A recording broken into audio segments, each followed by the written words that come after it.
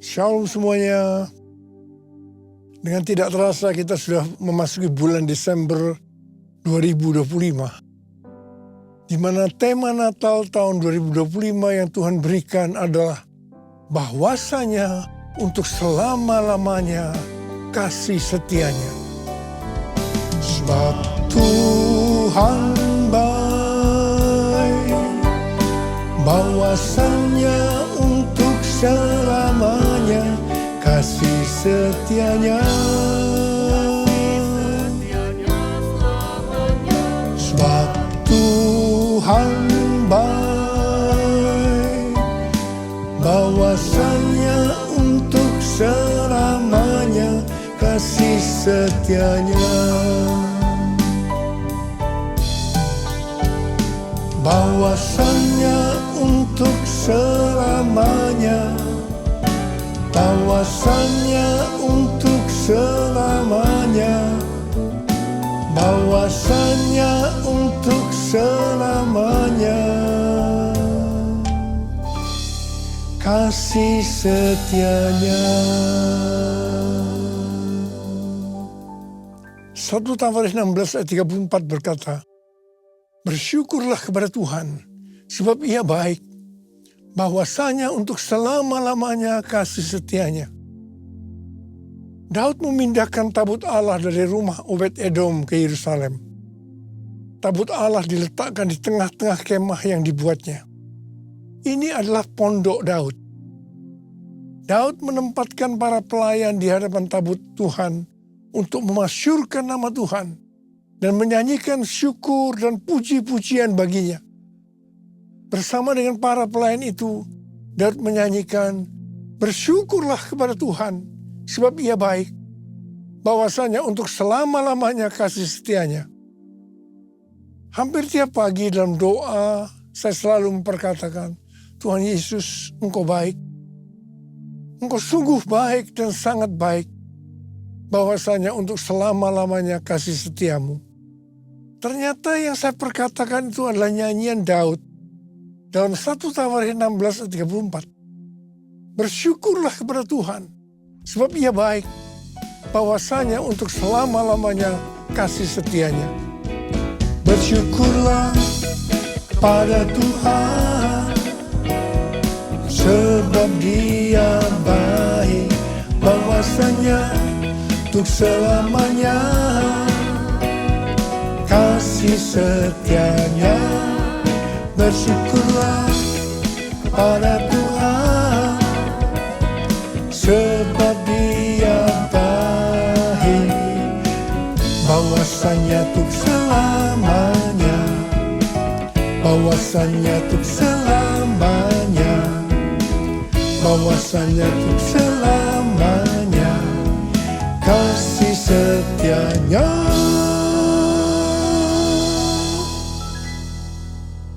Di sini Daud bersama-sama dengan orang banyak mendeklarasikan kebaikan Tuhan. Sementara doa pribadi Daud kepada Tuhan biasanya memakai kata-kata kasih setiamu, seperti yang saya ucapkan kepada Tuhan. Dalam perjanjian lama, kasih setia chesed memiliki arti rahmat, belas kasihan, dan kesetiaan. Dalam perjanjian baru, padanan kata chesed adalah elios, yang artinya rahmat atau belas kasihan. Menjelang kelahiran Yesus, Maria bernyanyi, dan rahmatnya turun-temurun atas orang yang takut akan Dia. Bagaimana kasih setia Tuhan ini dinyatakan? Lanjutan nyanyian Daud dalam 1 Tawaris 16 ayat 35 berkata, selamatkanlah kami ya Tuhan Allah, penyelamat kami. Jadi kasih setianya dinyatakan lewat keselamatan yang Ia berikan. Dalam perayaan Natal ini, kita dapat sungguh-sungguh merasakan kasih setianya lewat kelahiran Juru Selamat Yesus Sang Mesias. Yesus lahir dalam dunia untuk menyelamatkan umat manusia. Betapa besar kasih-Mu Allahku, sehingga Kau berikan Yesus padaku, supaya aku tidak binasa, melainkan beroleh hidup yang kekal. Ku sembah Kau, ku sembah Kau, Engkau yang layak untuk ku sembah. Ku sembah Kau, ku sembah Kau, Engkau yang layak untuk ku sembah. Tuhan Yesus berkata dalam Yohanes 3 ayat 16, karena begitu besar kasih Allah akan dunia ini, sehingga Ia telah mengaruniakan anaknya yang tunggal, supaya setiap orang yang percaya kepada yang tidak binasa, melainkan beroleh hidup yang kekal. Ada apa dengan manusia sehingga Tuhan Yesus harus datang ke dalam dunia ini? Alkitab katakan, semua orang telah berbuat dosa dan telah kehilangan kemuliaan Allah. Upah dosa adalah maut, mati, tempatnya di neraka. Neraka adalah tempat yang sangat mengerikan. Neraka adalah tempat yang paling gelap dan terdapat ratap dan kertak gigi. Neraka adalah tempat di mana api tidak pernah padam dan ulat bangkai tidak mati. Neraka adalah tempat penyiksaan oleh api dan belerang. Karena itu, jangan sampai masuk neraka. Untuk itulah Tuhan Yesus datang ke dalam dunia untuk membebaskan kita dari hukuman kekal selama-lamanya dalam neraka. Bagaimana cara Tuhan Yesus menyelamatkan umat manusia? 2 Korintus 5 ayat 21 berkata, Dia yang tidak mengenal dosa telah dibuatnya menjadi dosa karena kita, supaya dalam Dia kita dibenarkan oleh Allah. Ini dapat diterangkan sebagai berikut. Tuhan Yesus yang tidak mengenal dosa telah dibuatnya menjadi dosa karena kita. Artinya, Tuhan Yesus harus mati karena dosa-dosa kita. Sebenarnya kita yang harus mati, karena kitalah yang berdosa. Upah dosa adalah maut, mati. Tapi Tuhan Yesus tidak berdosa, telah dijadikan dosa. Artinya Tuhan Yesus yang mati menggantikan kita. Kalau kita melihat cara mati dari Tuhan Yesus, saya katakan bahwa itu sangat-sangat tidak manusiawi. Pada saat orang-orang Yahudi berteriak, salibkan dia, salibkan dia, maka Tuhan Yesus harus disalibkan. Proses awal dari penyalipan, jubah Tuhan Yesus dibuka. Tuhan Yesus diikat pada sebuah tonggak. Di sebelah kanan dan kirinya ada 2 algojo yang memegang cambuk.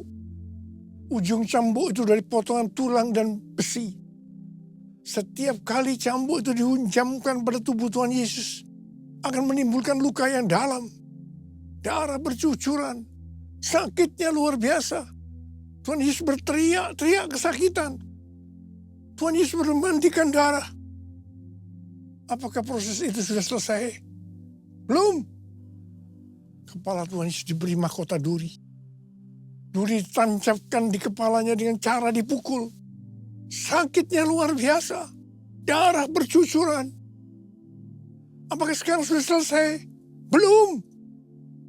Tangan dan kaki Tuhan Yesus dipakukan di kayu salib.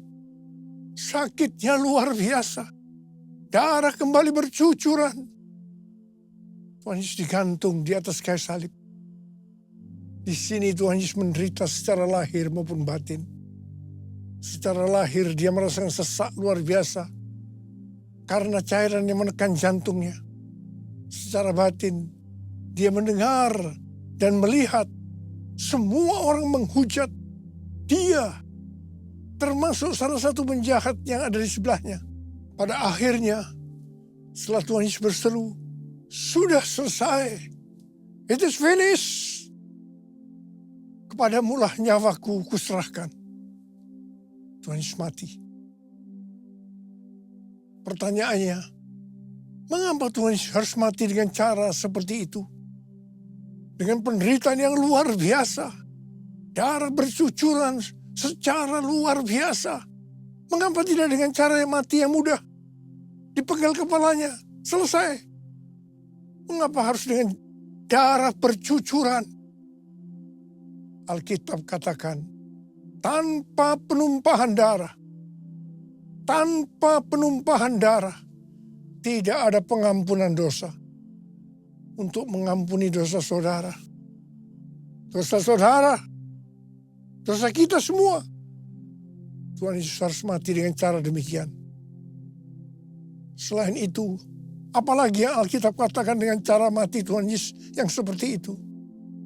Yang pertama, penyakit kitalah yang ditanggungnya. Yang kedua, penderitaan kita yang dipikulnya. Dan oleh bilur-bilurnya kita disembuhkan. Betapa Tuhan Yesus mengasihi kita semua. Tak terukur kasih-Mu Yesus, Kau telah mati gantikan diriku. Kau curahkan darah-Mu untuk tebus dosaku. Layaklah Kau Tuhan dipuji dan disembah dengan segenap hatiku. Layaklah Kau Tuhan dipuji dan disembah dengan segenap jiwa ragaku. Dengan segenap jiwa ragaku. Dengan segenap jiwa ragaku. Kita mengenal ada 3 tahap proses keselamatan. Tahap pertama adalah pembenaran, justification. Kita dibenarkan bukan karena perbuatan baik kita, tetapi karena kasih karunia Tuhan yang kita responi dengan iman. Pada tahap ini, setelah kita bertobat dan menerima Tuhan Yesus sebagai juru selamat, kita akan mengalami kelahiran baru. Kelahiran baru adalah proses awal perjalanan rohani kita bersama Tuhan Yesus. Tahap yang kedua dari proses keselamatan adalah pengudusan, sanctification. Dalam proses ini, kita dikuduskan secara terus-menerus melalui Roh Kudus dan firman Allah. Dalam proses ini kita bisa saja jatuh atau mengalami kegagalan. Yang penting, kita jangan berhenti, tapi harus bangkit dan terus maju. Pertobatan adalah kunci untuk kita bisa maju. Goal dari proses pengudusan ini adalah menjadikan kita serupa dengan gambarnya.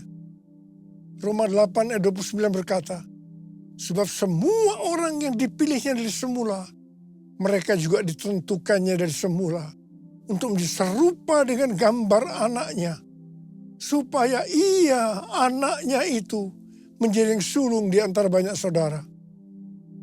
Ini berarti goal kita sebagai orang Kristen adalah menjadi serupa dengan gambarnya. Untuk menjadi serupa dengan gambarnya, maka sesuai dengan 1 Yohanes 2 ayat 6 yang berkata, barang siapa mengatakan bahwa ia ada di dalam dia, ia wajib hidup sama seperti Kristus telah hidup. Karena kita hidup sama seperti Kristus telah hidup, maka kita akan menjadi serupa dengan gambarnya. Menjadi serupa dengan gambarnya artinya menjadi murid Tuhan Yesus. Tahap ketiga dari proses keselamatan adalah pemuliaan, glorification. Kita yang menjadi serupa dengan gambarnya, yaitu murid. Pada saat Tuhan Yesus datang di awan-awan untuk menjemput gerejanya, kita akan menerima tubuh yang baru. yang dikenal dengan tubuh kemuliaan. Dan setelah itu kita akan diangkat bersama-sama untuk bertemu dengan Yesus Kristus di awan-awan. Setelah itu kita akan masuk surga dan akan bersama-sama dengan Tuhan Yesus selama-lamanya. Haleluya. Pesan Tuhan Yesus kepada kita, tetaplah kerjakan keselamatanmu dengan takut dan gentar. Kita akan melihat kasih setia Tuhan Yesus yang ditujukan kepada jemaat di Philadelphia. Wahyu 3 ayat 8 berkata, aku tahu segala pekerjaanmu. Lihatlah, aku telah membuka pintu bagimu yang tidak dapat ditutup oleh seorang pun. Aku tahu bahwa kekuatanmu tidak seberapa, namun engkau menuruti firman-Ku dan engkau tidak menyangkal namaku. Tuhan Yesus memberikan janji kepada jemaat di Philadelphia. Aku telah membuka pintu bagimu yang tidak dapat ditutup oleh siapapun. Artinya, kalau Tuhan Yesus membuka jalan, tidak ada kuasa manusia, masalah atau keadaan apapun yang dapat menutupnya. Tuhan berdaulat atas setiap pintu dalam kehidupan kita. Pintu pelayanan, pintu kesempatan, pintu berkat, bahkan pintu kemenangan. Janji ini juga untuk kita yang menuruti firman-Nya dan yang tidak menyangkal namanya, sekalipun kekuatan kita tidak seberapa menurut ukuran dunia. Firman Tuhan yang harus kita perhatikan, yang terdapat dalam Markus 12 ayat 30-31. Kasihilah Tuhan Allahmu dengan segenap hatimu, dan dengan segenap jiwamu, dan dengan segenap akal budimu, dan dengan segenap kekuatanmu. Perintah yang kedua ialah, kasihilah sesamamu manusia seperti dirimu sendiri. Tidak ada perintah lain yang lebih utama daripada kedua perintah ini. Yang kedua, firman Tuhan yang harus kita perhatikan terdapat dalam Roma 8 ayat 29 yang mengingatkan bahwa goal kita sebagai orang percaya itu adalah menjadi serupa dengan gambar Yesus, yang artinya menjadi murid Tuhan Yesus. Yang ketiga, firman Tuhan yang harus kita perhatikan terdapat dalam Matius 28 ayat 18 sampai dengan 20 yang berkata, Yesus mendekati mereka dan berkata, kepadaku telah diberikan segala kuasa di sorga dan di bumi. Karena itu pergilah, jadikanlah semua bangsa muridku, dan baptislah mereka dalam nama Bapa dan Anak dan Roh Kudus, dan ajarlah mereka melakukan segala sesuatu yang telah kuperintahkan kepadamu. Ketahuilah, aku menyertai kamu senantiasa sampai akhir zaman. Kita sebagai murid Tuhan Yesus diberi tugas utama untuk memuridkan orang lain tanpa melihat profesi kita. Artinya, kita harus menyelesaikan amanat agung.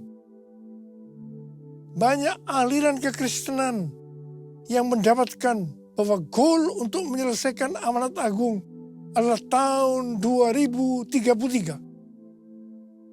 Yang keempat, firman Tuhan yang harus kita perhatikan adalah yang terdapat dalam Wahyu 2 ayat 10 yang berkata, hendaklah engkau setia sampai mati, dan aku akan mengaruniakan kepadamu mahkota kehidupan.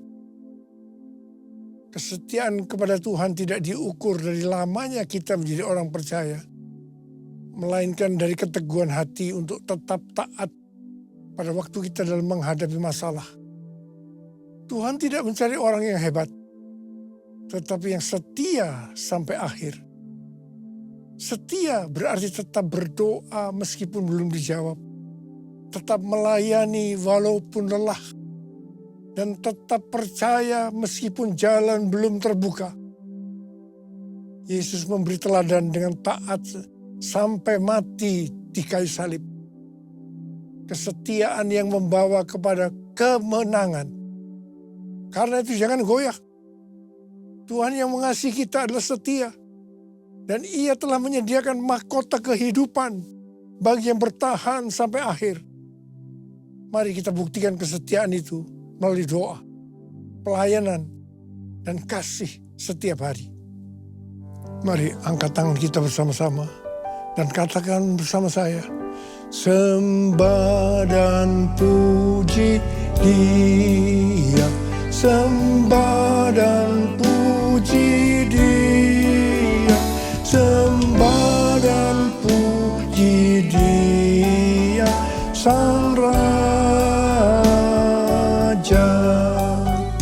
Sembah dan puji Dia, sembah dan puji Dia, sembah dan puji Dia, Sang Raja. Mari kita berbersatu.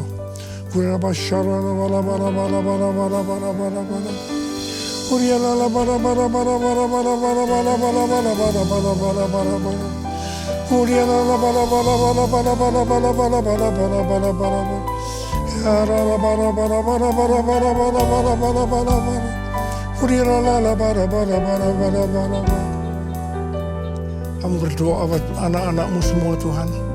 Kami akan segera memasuki tahun yang baru, tahun 2026. Berkati mereka berlimpah-limpah-limpah.